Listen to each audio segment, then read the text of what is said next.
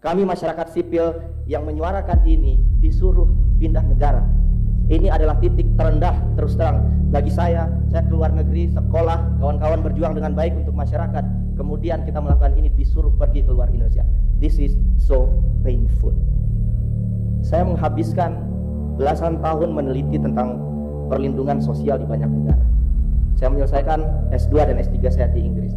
Tidak ada satupun negara di seluruh dunia yang program makan bergizi gratisnya dilakukan oleh aparat keamanan. Saya boleh katakan satu lagi, dari semua program perlindungan sosial yang ada di seluruh dunia, we are the biggest. Free Meal School program ini adalah program terbesar dari segi anggarannya, dan satu catatan menarik adalah program terbesar inefisiensi dan potensi korupsinya di seluruh dunia. Hingga kemudian datanglah hari ketika kepala BGN ditangkap, datanglah hari kemudian Kejaksaan Agung diminta berhenti untuk mengumpulkan data berkaitan dengan korupsi di MBG. Kami publik ditontonkan oleh irasionalitas yang tidak masuk. Andai kami boleh curhat Bapak Ibu, ini lembaga terhormat, titik terakhir yang kami mungkin bisa melakukan. Selama 2 tahun terakhir kami ngobrol dengan diskusi dengan KPK. Kawan-kawan sudah berdiskusi dengan kementerian, segala macam kementerian, termasuk BGN. Pada saat studi kami dirilis dihadiri oleh BGN. Kami juga sudah datang bertemu dengan banyak entitas masyarakat sipil. Dan hingga detik ini banyak sekali yang kemudian kami tidak tahu lagi solusinya. Kami pernah ke Komisi Pengawas Persaingan Usaha, yang jelas-jelas penunjukan SPPG ini melanggar prinsip itu, yang kemudian memukul banyak petani lokal, peternak lokal, dan lain-lain.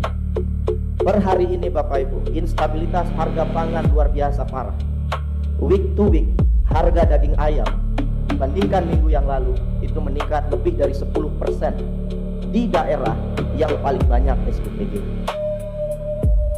Jadi multiplier negatif effect dari MBG ini juga dirasakan oleh masyarakat yang tidak menerima MBG.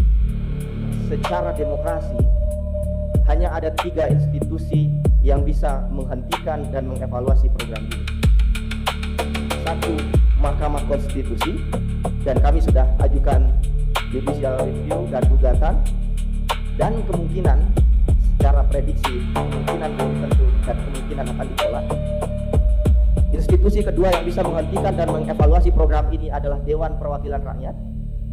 Ada hak yang melekat di sana secara demokrasi. Dan entitas ketiga yang bisa menghentikan ini adalah Prabowo Subianto. Dan terus terang saya hanya ingin bilang, dari 3 entitas ini kami berada dalam kekecewaan dan kekhawatiran ini tidak akan kemana-mana dan direspon oleh ketiga institusi.